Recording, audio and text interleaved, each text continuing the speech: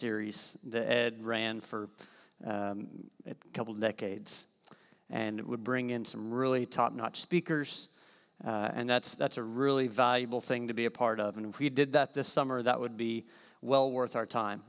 We're going to change it just a little bit to where instead of just bringing in preachers and teachers and speakers, we're going to interview 12 people over the course of a summer, and hear either from a story or from just a lifestyle that we think highlights some aspect of the gospel in a really powerful way. So this is going to be a series of gospel-centered interviews this summer that we think are going to be really, really powerful. And so we've got a really, really great conversation set up for tonight. But to introduce just the idea of what we're going to be talking about tonight, I've got a video clip I want to show you guys first. So let's watch this video. Well, I'm going to go then. And I don't need any of this. I don't need this stuff. And I don't need you. I don't need anything. Except this. This ashtray. And that's the only thing I need is this. I don't need this or this.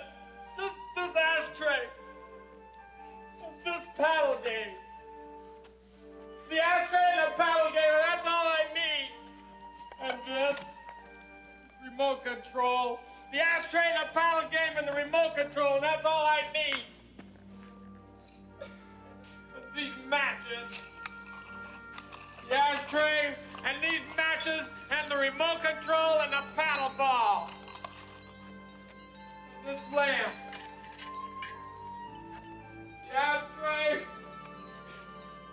This paddle game and the remote control and the lamp, and that's all I need. And that's all I need too. I don't need one other thing. Not one. I need this. The paddle game and the chair and the remote control and the matches for sure. Well, what are you looking at? What do you think I am, some kind of a jerk or something?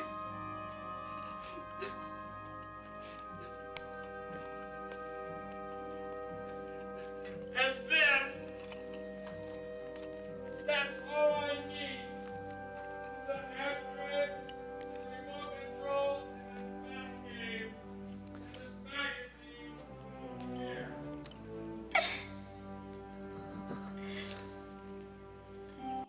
So when it comes down to it, when it comes down to just the basics, what do you feel like it is that you really, truly need?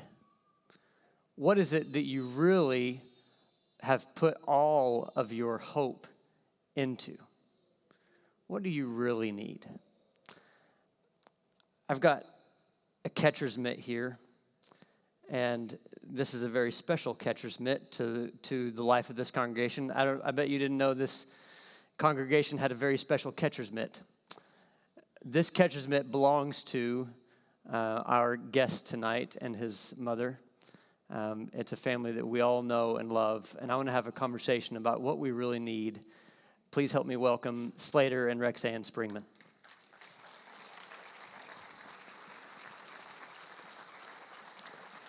I'm going to sit here, Slater.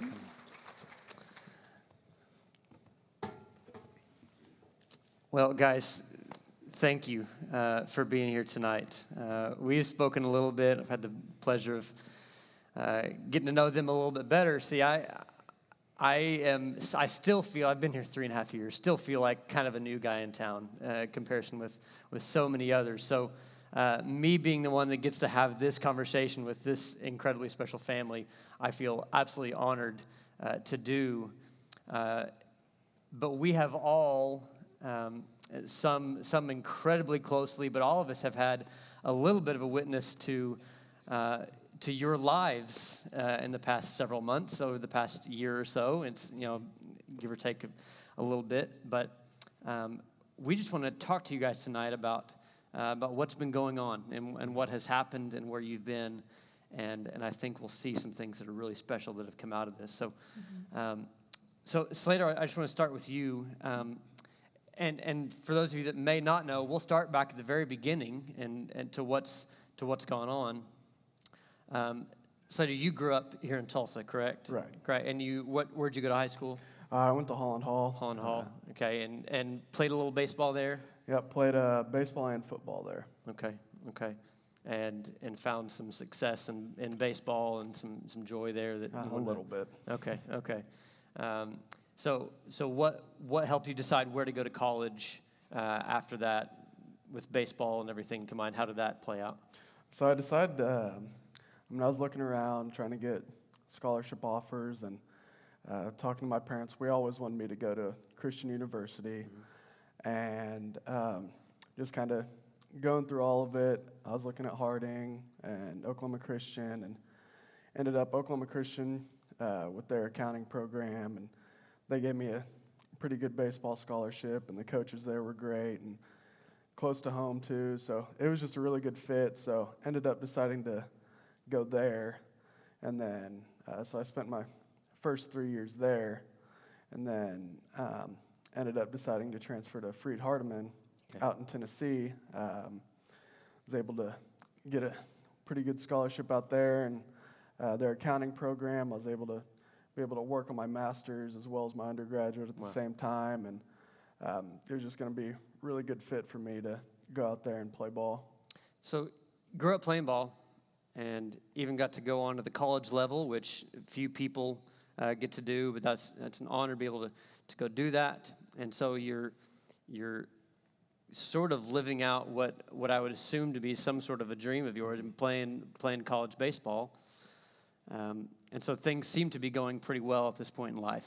Right, yeah. Right? I mean, Freed-Hardeman, just before I'd transferred out there, just made the World Series too. And so, I was going to a great team, supposed to be like the guy going out there. And so, everything was just set up perfectly for me. Yeah. August 27th, 2018. Walk us through that day. What did that day look like for you? How did it start? Just the normal parts of it, and walk us through that day. So it was a Monday. We just started classes that week before on like Wednesday or so. So still kind of trying to figure my way around, meeting people, meeting all the teachers and everything. Went to classes that morning, just normal day, and it was our first day of practice, and we were doing conditioning the first week. And so it had been raining all morning. I was kind of hoping it'd get canceled or, just anything to avoid having to go run or anything like that. And so it finally came time to go do that, and started running, and it was this thing called the 2-mile push. And so you're broken up into smaller groups, and we're running around the baseball parking lot. And normally 2 miles isn't too hard to do, especially whenever I'm going at my own pace. But the way they had it set up was they would always have one of your teammates pushing you, so you could never slow down. And so it's 10 laps around the parking lot, would be 2 miles. And I think I was on about my 7th lap, and I was never really a big runner, being a catcher and everything. So, but I'd been training everything. I knew this week was coming, and so I'd been working out, and felt good, and I felt ready for it. And around the 7th lap, I started getting tired, and I didn't really think anything of it. I was like, all right, just a couple more laps, finish up, and I'm done for the day. Well, then my legs started kind of giving out, and I fell, and some guys were there, and they kind of helped me get up, and they took me off to the side. And this whole time I wasn't really ever thinking a whole lot of it, but then they kind of laid me down, just because I'm sure they didn't really think it was anything. I'm sure they just thought, oh, this new guy's out of shape. Let's just sit him over here until he gets better. And then I had passed out, and so they'd called the trainer over there, and I guess he knew it was a lot more serious than what everyone else was thinking. So they'd taken me into the locker room where we had a concrete floor, and they'd taken my clothes off and laid me down and packed me in ice, and they'd called an ambulance. And but I don't remember any of this going on, but they ended up getting me to the hospital, and they said my core body temperature was at about 105 degrees by the time I got there. And weird thing was I mean, just standing back here, I was starting to sweat just because I get hot all the time. And so they thought it was really weird that whenever they had taken my shirt off, I was completely dry. And so that's how the trainer knew something wasn't right. And so they got me to the hospital, and I'd start having some seizures, and they ended up saying it was a heat stroke. And then the seizures were kind of a part of that. And then they had put me into a medically induced coma because of, the seizures, and then this disease called rhabdomyolysis. And I mean, if you ever... No, so there's, we'll get into some more of those details.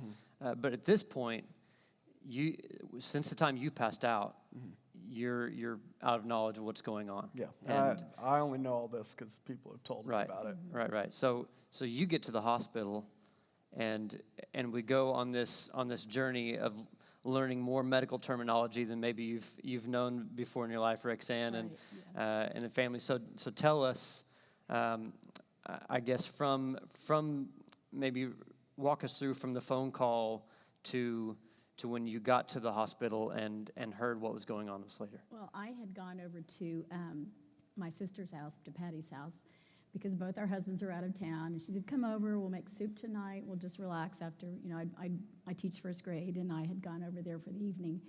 And it was about 6:30, and I get a phone call, and a doctor's on the other end, and he starts telling me about Slater in the emergency room, and at first I thought, okay, well, he's gotten overheated or something, and because I've gotten calls before, Slater's broken this ankle or this hand or sprained this or, So Slater in the emergency room, Yeah. maybe wasn't the shock that Right. maybe it should have been, yeah. Right, and so at first I'm thinking, okay, what do we need to take care of? And then all of a sudden I realized how serious it was, and he starts telling me that his body core temperature was 105 degrees and that he was having seizures, and that they'd put him in a medically induced coma, and how quickly can I get there? And he goes, where are you? And I said, I'm in Tulsa. And about that time, Patty comes in, and she looks at me, and she knows immediately that something's going on. And so she goes in the other room, I think, and starts making preparations to leave. And I think she immediately tried to call airlines to see if we could fly there, but flying into Jackson's in that time of day is really impossible. And so I said, well, we'll be there in 7 hours. We'll get in the car. So Patty packed a bag. I packed a bag. We stopped and filled up the car with gas, got 2 iced teas, and drove 7 hours straight to Jackson. And we got there about 3 in the morning, and Slater was in ICU, and now he was, sedated, totally sedated, so he didn't know we were there. And everybody was so nice.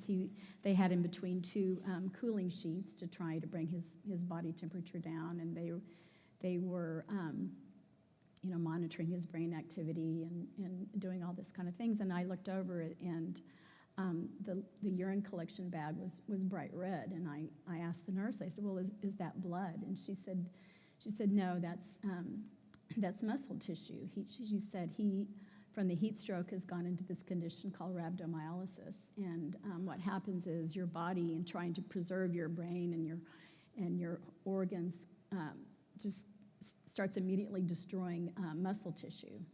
And so Slater's body was destroying, and Slater was huge at the time, and he had a lot of muscle because he had been working out all summer, had played baseball in the heat of Kansas and all summer, and he was in really, really great shape. And so he had a lot of muscle tissue to lose. And we were, Bill was trying to fly in from Connecticut. Bill was in Connecticut at the time. And he flew in the next morning, and the doctor said, we just measured this chemical that's in Slater's blood that shows how bad the rhabdomyolysis is. And a normal person is about 200, maybe 250. And Slater's is 250,000. And we said, well, what does that mean? And he goes, well, I thought it was wrong because I've never seen 250,000 before. And I had him tell me again. And then every day for 8 days, his CPK level, that level went up another 100,000 or another 150,000 to where for 8 days it went up to almost 1 million. And doctors... Normally 200. It's normally 200. Up to almost 1 million. And the hospital, one of the kidney doctors there in the hospital said that she personally had only seen like 129,000 at that hospital before. And you see a lot of rhabdomyolysis with people who have been injured in a traumatic car injury or been crushed in a storm where limbs have been crushed, and it's just your body trying to preserve itself to do this. And so every day we were like, well, what can you do? How can you stop this CPK number from rising every day? And they go, well, there's really nothing we can do. And, so and with all this muscle tissue flowing into Slater's blood, it immediately shut down his kidneys. So Slater's kidneys completely shut down. And, once kidneys start shutting down, everything else kind of starts shutting down too. And so his entire body's shutting down. His entire body's shutting down. And doctors are telling you there's nothing nothing we can really do. The brightest spot was probably the kidney one of the kidney doctors, the first one that he had, saying it'll be okay. We'll get his kidneys started again. It may take a few months. It may take 6 months. It may take a year. But doctors kept saying, every doctor's like, well, he's 22. He's young. That's what he has going for him, because they didn't really have anything else positive to tell Bill or I. And we'd say, well, what can you do? What can you do? And they were trying to balance out fluids and balance everything out and put in.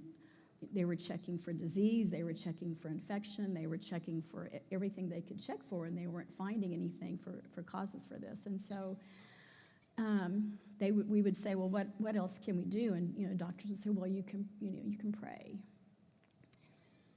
So I would love a doctor to tell me medically, this is the exact path that we're going to take to heal your son. Yes. To heal, and the doctors of all sorts, nephrologists and all your doctors are saying, we're out of things we can do. Right. We were just trying to get him to breathe, because when he had gone into the seizures in the emergency room, they had intubated him, so he had a ventilator, helping him to breathe, because part of this disease, you lose a lot of muscle control, just losing muscle like that, and so it was a job for him just to breathe. So that helped him just have the ventilator to keep him ventilated, and so he did that for a couple of weeks, was on the ventilator, and we thought it was a good thing that they had removed that after the second week and had him on a CPAP mask trying to see. But Slater was so weak, and he was having, the thing about the CPAP mask is that you have to work so hard yourself to breathe, and it's harder to control, and everything was really difficult about it, that Slater kind of went into crisis that third week. And we came in on Monday morning, and he was, every doctor that Slater had, the pulmonologist was there, the infectious disease doctor was there, the nephrologist was there, all his nurses, the kidney doctor, the dialysis attendant was there, and he was having dialysis, and they were hanging units of blood, and they had never given him blood before, and everything was just, going south fast. And we were like, what is going on? And his blood pressure was 80/40, and his heart rate was over 130, and he just was so pale, and it was just so terrifying. And the doctor, that was the head doctor for him, took us to the side room and said, we're just going to, try to save. Well, every day we were trying to save his life, but he said, today we're just going to save his life. We're like, please, to save his life today. And so that was, they decided that he was working so hard they were going to re-intubate him, which they did. And then the next morning they did the trach. So Slater had a trach for the remaining time he was in the hospital. So just as a reminder, Slater's in the hospital for 108 days total. Yes. And so just over 3 months Yes. of hospital time. Yes. But it's in this first month or so that things got to a point where they were incredibly critical. Yes. And head doctors, everybody saying, we don't know what to do. What you can do now is pray. Mm-hmm. Which is a scary thing to hear, I'm sure. Mm-hmm. But what you all know and were a part of were all these updates coming day after day after day that we all appreciated so much. And this church and so many others, the community that surrounded you, Slater, was unbelievable. That was unbelievable. Talk just for a second about the community you found in and around Jackson and what that was like, and you can share a little bit too. Initially, when after the doctor contacted me and Patty and I got in the car, I called Melissa Kinnear, I called Mike and Narissa Rampey. They're our community group leaders, and I said, everybody please pray and get out the word to everybody, please pray. And Joe and Carol Reese, and I said, Slater's critically ill, we're on our way. And Patty and I hadn't been in the car for an hour, and I got a phone call, and Melissa Kinnear had called me back, and she said, okay, my sister-in-law's brother is an elder at one of the churches in Jackson, and he wants to call you. And is it okay, and I'm just in shock, and I said, sure, that's fine. And he called me, but he was just an example of all the people in Jackson and the Henderson area and all of Tennessee that just surrounded us completely. I say this all the time, I don't know what people would do without the church supporting you, because we get there, there's people we don't even know, and they're like family now because they visit us, they came to the hospital, they took care of all of our needs, they prayed over Slater. From the time Patty and I were in the hospital the first night, we had nurses that were members of the church or had maybe gone to Freed or went to one of the churches surrounding Jackson or Henderson, and they said, is it okay if I pray for Slater? And I was like, well, yes, we want everyone to pray for Slater. And that's what we had to do. We Patty and I prayed, of course, all the way that we drove there, but that was just what we did. And the church there surrounded us, and people surrounded us, and we contacted family doctors here, and they would talk to doctors there, and we did everything we could, trying to see what we could do to support Slater. Yeah. Slater, what kind of community have you seen surround you, even since after you woke up, and even since then? What have you seen as far as community surrounding you that you're not normally in touch with? It was incredible. I'd been in Tennessee maybe 10 days from the time that I'd moved in to whenever it happened, and they treated us like I'd already been there for like 4 years, and everyone knew us, and so it was just really great. There were students that would make the drive up to Jackson that, I didn't really know a whole lot of people there, but I met so many people and got so many texts or Facebook messages saying like, hey, I'm a student at Freed, or I graduated a couple years ago and I heard about this, and especially like the baseball team and all those guys, it was like a revolving door of people just coming in and out at all times. And, there were times I was kind of like, all right, can we slow this down a little bit? It's And so there were prayer groups meeting all over the place, even as far back as Norman. What was that connect? We hadn't even talked about this. What's that connection with the OU softball team, and how did that all come to play? So this is actually pretty cool. So my dad's kind of sister that he never really had was Sue Inquest. who he grew up with in Southern California, and they actually played baseball together, and she went on to play softball at UCLA and ended up being the coach there, and it's like the leading D1 coach and softball championships. And so my dad was talking to her and asking her to pray, and she just has connections everywhere, so she sent out everything, and she ended up sending it to Patty Gasso, who's the head softball coach at OU. And so one day we're just kind of sitting there, and we get a video, and it's the whole OU softball team just on their field, just sending us a video saying they're praying, and sent a video of the prayer that they had. And then it was actually pretty cool. They're going to University of Arkansas in the fall for a fall game or something like that, and they were passing through Tulsa, and they asked if they could come by the hospital and see me, and I was like, I mean, yeah, I'll take some. I'll take some softball players coming to see me. And so I was just thinking it's going to be a couple of them just come in, say hey real quick, and just be on their way.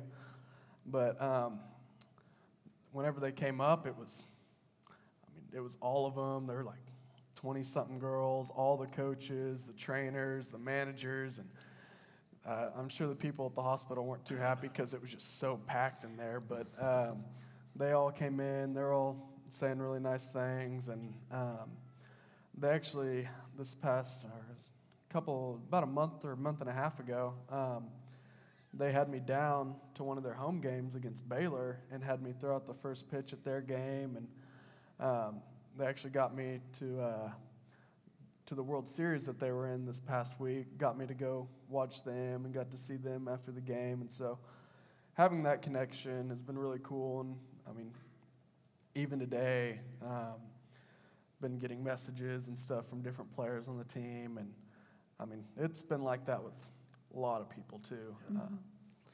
Well, just an incredible journey you guys have been on.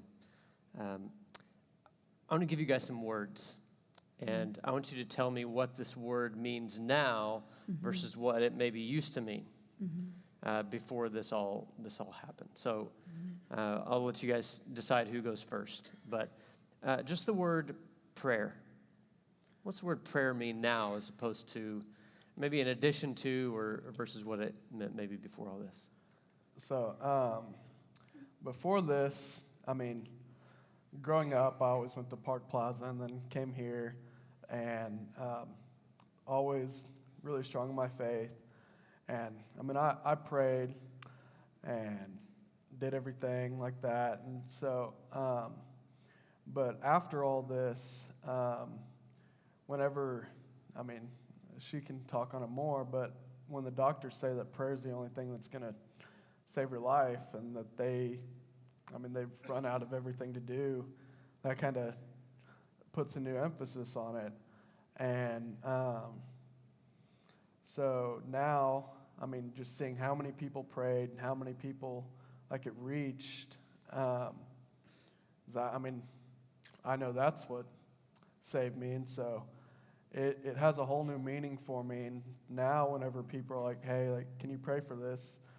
I mean, before I would have been like, yeah, I will, and I might have gotten to it later, might not have, but now, I mean, even if it's just something small, I know the importance of it, and so I'll do it right there. I'll do it with them, and I mean, if someone's going through something, I mean, I like to be able to use this story now and show them the impact of what prayer's done for me, and so if I can help other people see the importance of it, then I mean, that's really what I'm trying to do now. Rexann, what about you? Well, I think I'm more insistent in prayer now, and that I learned the meaning more of pray without ceasing, because that was just our life, was just praying, and because that's what we had, that's all we needed at that point in time. And yeah, I think it brings you more into focus, and you when the doctors tell you things, and Bill, people pray differently. Bill liked to be very solitary, and he would spend so much time in the chapel because it just, I don't know, for all of you who know Bill, he's a big teddy bear. He's a big man, and he's got a heart that barely fits in his body, and but he was just devastated this whole time, but he would go down and pray down in the chapel, and down in the chapel they had like a little prayer bench, and he spent so much time on his knees praying. And when we got home, he said, "Hey, do you think Dave," I took a picture of it, "you think Dave could build one of these for me?" Like to keep at the house. And I go, "We probably could." But me, I prayed I was just very persistent, and I just prayed constantly over Slater. I didn't want to ever be away from him. Where Bill, he needed kind of that separation to focus. I just prayed over him constantly, and I had my hands on him, and I prayed over him constantly that way. And I think it just gave me a way to express myself and to bring my thoughts to God. And I think it just, that's what I had, and that's all I needed at the time. And we had so many people praying for Slater. I mean, the first week we were there, we were getting...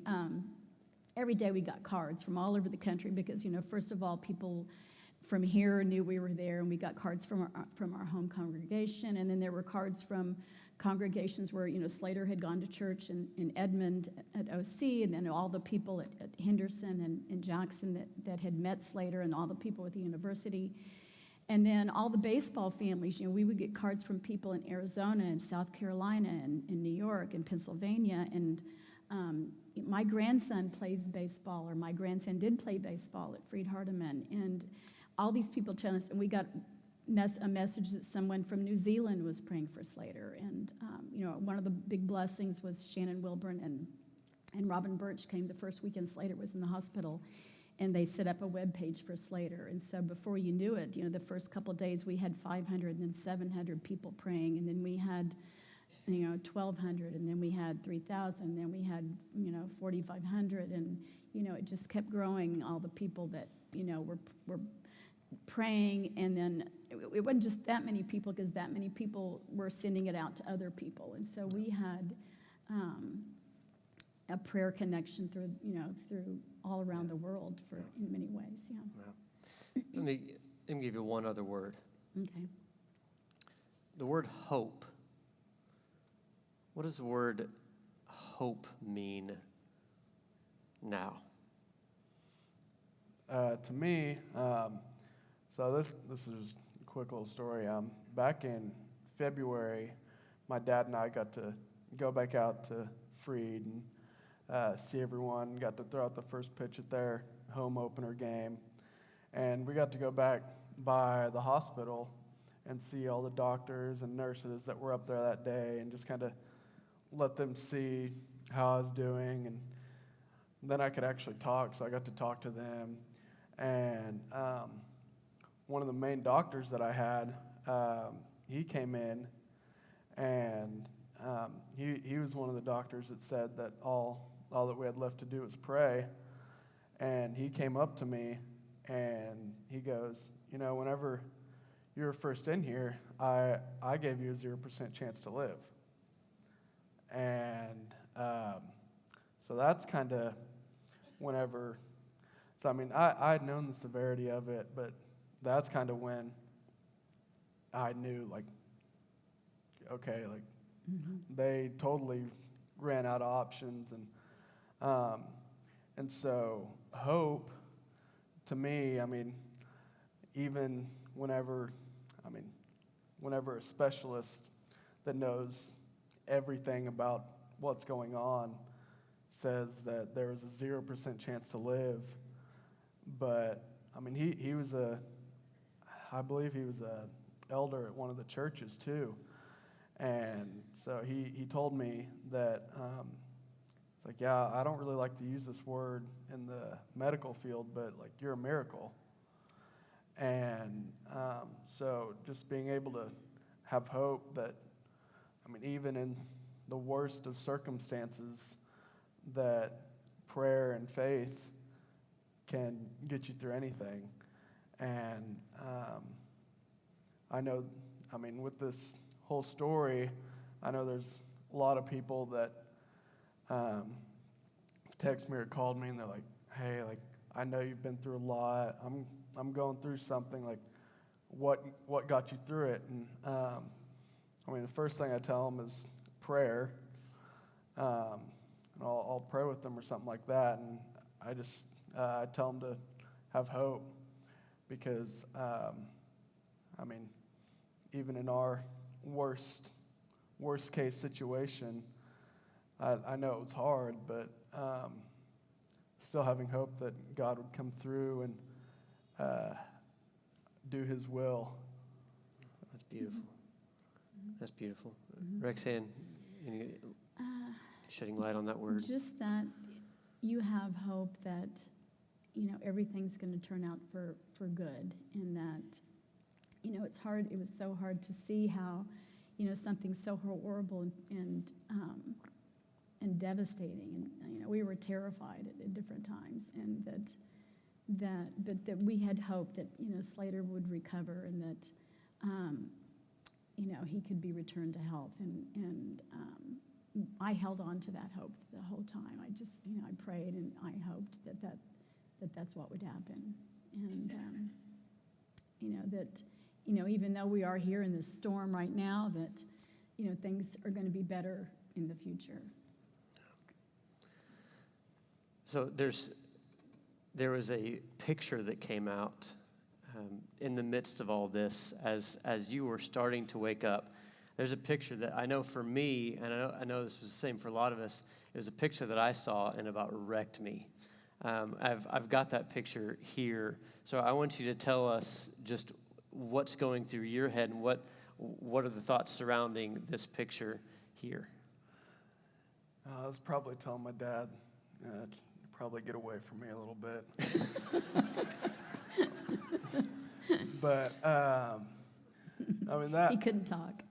Yeah, there was a long period of time, because I'd lost all that muscle mass that I really couldn't move at all. Like the first week or so while I was awake, if my head kind of started falling over, I'd have someone, hey, like, can you fix it? And they'd have to put my head up. And so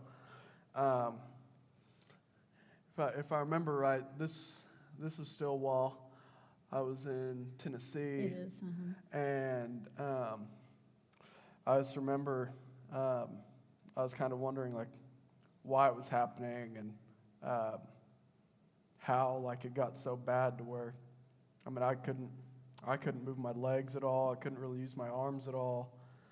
And so he was just kind of telling me, because the doctors had told him, everything's going to be okay. It's just going to take a while for it to come back. And I'm kind of impatient. I was wanting to go home the next day, and but yeah, that was just a time where it was just really hard at first, because being a college athlete, I'm used to getting up every day and doing things, and being stuck in a bed for 3 months. That's not anything I was used to. Yeah. And so that was just him trying to tell me that everything's going to be okay. Eventually, it's just going to take a lot of time. Yeah. Well, tell us later, how are you doing today? So some of you guys know, but let's see, on Monday, we went down to Dallas to go see another specialist, and saw him yesterday and did a bunch of different tests. And they won't know the results for another couple of weeks, but everything that they were telling us seemed really positive. A couple weeks ago, my kidney function had started to not do as well, and so I'd been shut down from working out and everything, and so I was just kind of resting for a couple of weeks. But yesterday he told me I was able to start getting back into it a little bit, start working out some, just not killing myself like I'm used to doing. But everything's looking up right now. Well, okay, so that's nice to hear. Why don't we show them how you're doing right now? Get your glove. So this is the part that I'm most nervous about tonight. But easy on me, easy on me. But I think that image there.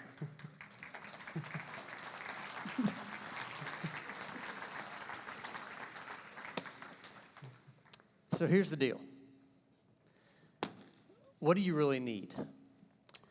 When people tell you that there's nothing left, what do you figure out that you actually really need? And we are living in such a culture that is just inundated with resources and opportunities that it's pretty easy to say, I'm okay. I don't really need much. I've got kind of everything I need. But it's not until you realize that Jesus is actually the only thing that you need, that you start to see the fullness of life that he really has to offer. And we have been blessed as a church to be able to witness this family who got to the point, as if you weren't there already, this is an amazing family already, but got to the point to say, Jesus is all we have, and Jesus is all we need.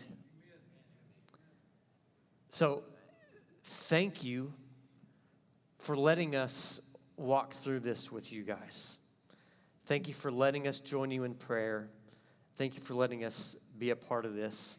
I want to thank them as a group in just a second, but I think they would agree that it's appropriate to thank the God who has walked through this with us all. So let's say a prayer together, and then we'll thank them. Let's pray. Father, you've showed us what is good. You've showed us that you are everything. That Jesus plus anything else is not the real life that you have to offer, but the life in Christ is everything that we need. And so I thank you for the glimpse that we have into that truth, into that reality, that Jesus is everything, and to leaning on him for your hope, for your joy, for your peace is absolutely everything that is necessary.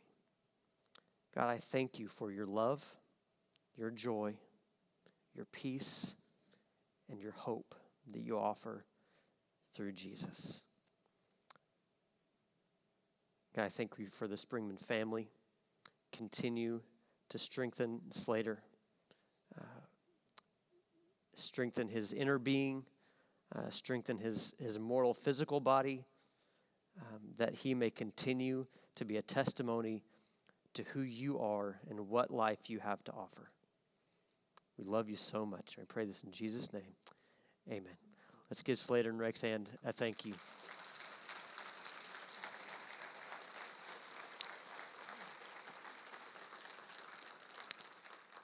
Next week, we have Larry and Kathy Bowles going to be with us.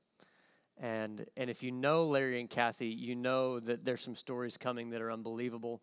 And if you don't, you'll want to be here next week to hear the stories that come from working with refugees coming into Greece at an unbelievable rate. So please come join us. Tell a friend, bring a friend. Come back next week. Love you guys. You are dismissed.